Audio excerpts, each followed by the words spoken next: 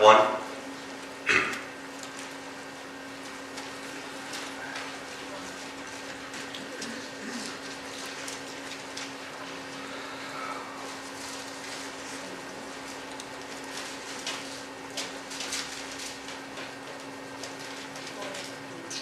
Give thanks unto the Lord, call upon his name, make known his deeds among the people.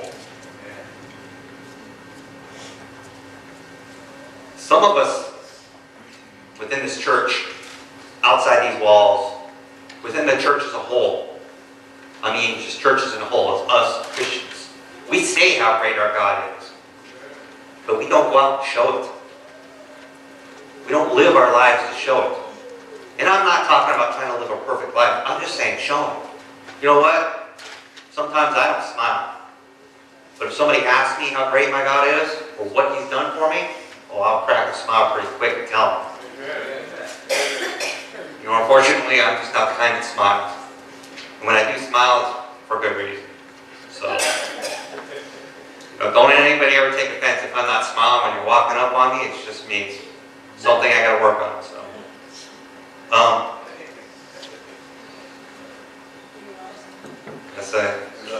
I know. We need to go out in the world and tell them how great our God is. And I don't care if you're sick or you're healthy, you're in a wheelchair, you've got a bum knee, or you've got some kind of other problems within your families. You know what? One day, we'll never have to worry about anything again. Why can't we tell the world about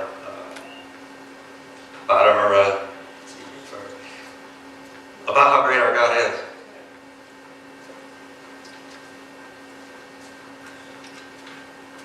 When I was 12 years old, my dad died.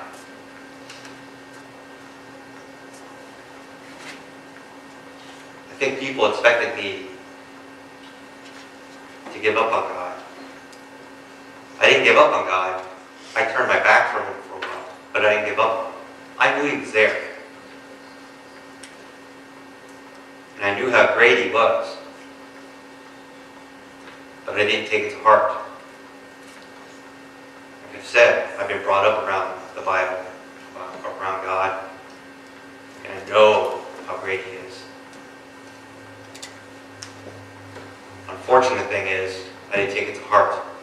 And I wish I had. Do I regret where I went? A little.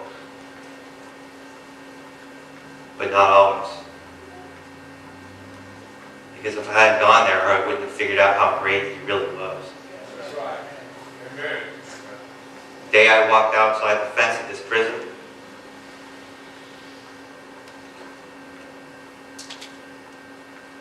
I had a little boy who I'd never met. My sister's son. I talked to him a few times on the phone.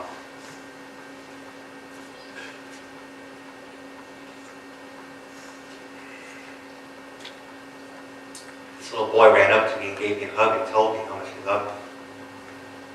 And what my sister didn't understand was, you know what? I was emotional because he did that. But something inside told me a little piece of God just came out of that boy. Amen. And you just walked outside this fence and he wanted to let you know you did well. You did well, good and faithful servant. You were behind these walls where there's some very bad darkness. And you didn't waver. You didn't fall into the traps. And you didn't leave church just because something was going on in the yard. From that day forward, I promised I would tell people how great my God was. Amen. And how much he loves us. We need to apply this to our lives individually and as a church. You know what? If somebody's down and they need help, try to help them. This church needs help. We all know this. It ain't a secret. You know what? We tried to not talk about it for the longest time. I'm tired of not talking about it. I want to do something about it. You know what? I want to fill these pews up, and I want to take the people that are in these pews and turn them back down. That sounds kind of crazy, but from what I learned, we are not supposed to keep these pews full. We're supposed to bring them in, build them up, that's right, thank you. Teach them and send them out. And you know what? If you got enough faith in God and how great He is, He's going to fill them right back up. And we're just going to keep doing it. And you know what? It may not just be this church. It may be the churches in the surrounding areas. We got to quit worrying about so-and-so left and went to this church. That's fine. Maybe that's where they were supposed to go now. You know what? Maybe they need to build something up over there. You know what? I know it doesn't sound the most orthodox thing to say, but from what I learned in this seminar, I'm telling you, it just hit home. We got to quit worrying about just here. Because this isn't about here. This is a building. We're trying to build up the kingdom of God. He's greater than this. I don't want to end up in heaven trying to explain to God why I was so worried about letting Joe leave the church to go out and do what he needed to do. Because he may be the one that may bring 1, 2, 1,000 people to Christ.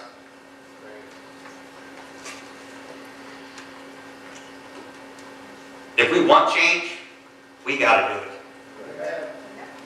He will give us the tools to do it, but we have to do it. He's not going to force anything. He never has and He never will. He's just going to present you the tools and let you go with it. Sometimes we don't always follow the right path, but I guarantee you, if you're trying your best and you're praying, He's going to reel you back in and show you, that's not where I want you to go. I want you to go this way.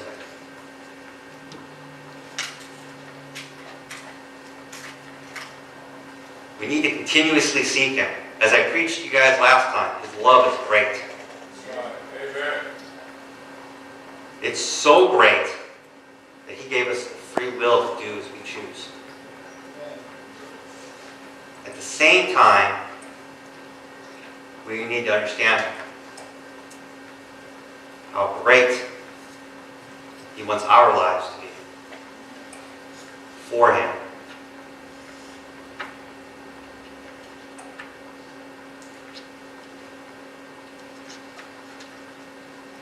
We need to trust Him in our lives. The disciples trusted Him with their lives. Amen. We complain because of the things we go through. I hate to be them, and I don't know if I can be as strong as them. Those disciples went through some awful stuff.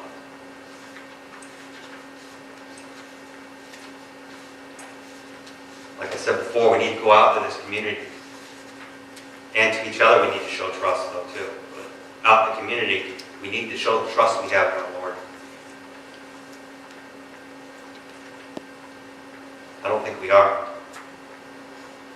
I'm sorry if I offend anybody by saying that, but I don't think we are. For those that know me, they know how I am. I'll speak my mind.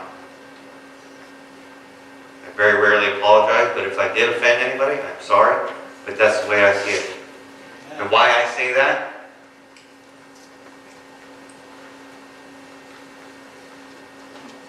It's because look at these pews. I know this economy is hard. And I know there's huge mega churches out there. But from what I heard, they're not doing any better. That's right. And from what I heard yesterday from one of the preachers,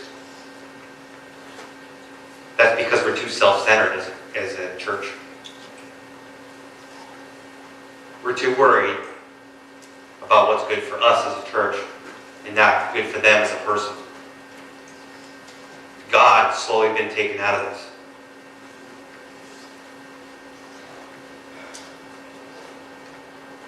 And that's a bad thing. Because if God ain't here, then we're wasting our time. We need to get God back in this church. wants to be in this church with us.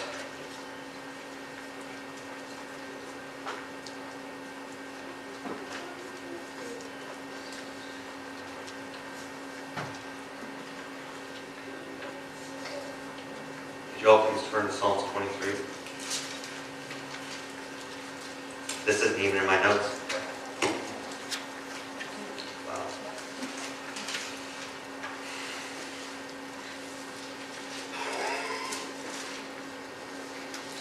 I'm pretty sure most of you know this, because the ones that are here in this church still, I believe, are really, truly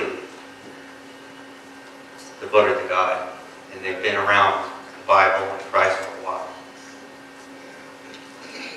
The Lord is my shepherd, and I shall not want.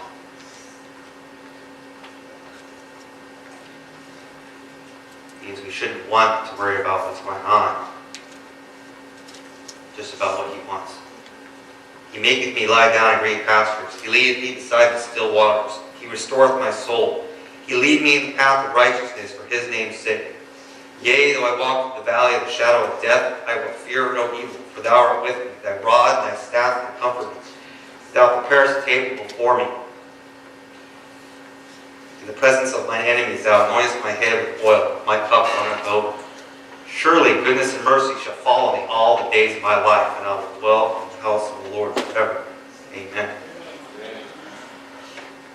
This isn't the house of the Lord. People like to say it, but this isn't. It's in here. Amen. This is where we come to worship. This is where we come to learn about how great our God is, so that we can go out into the communities. And I say communities because there's more than one out there. I happen to go into a little harsher community. Sometimes some of the things I have to do aren't very orthodox, and a lot of you wouldn't agree with.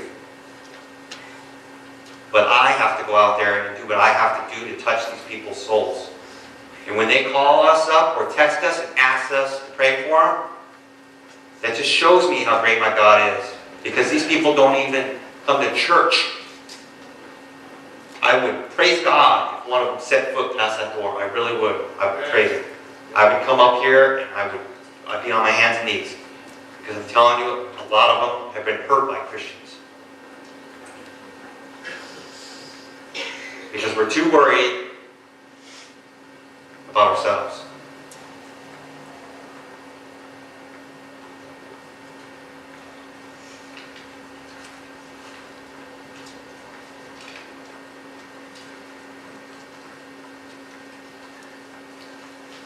I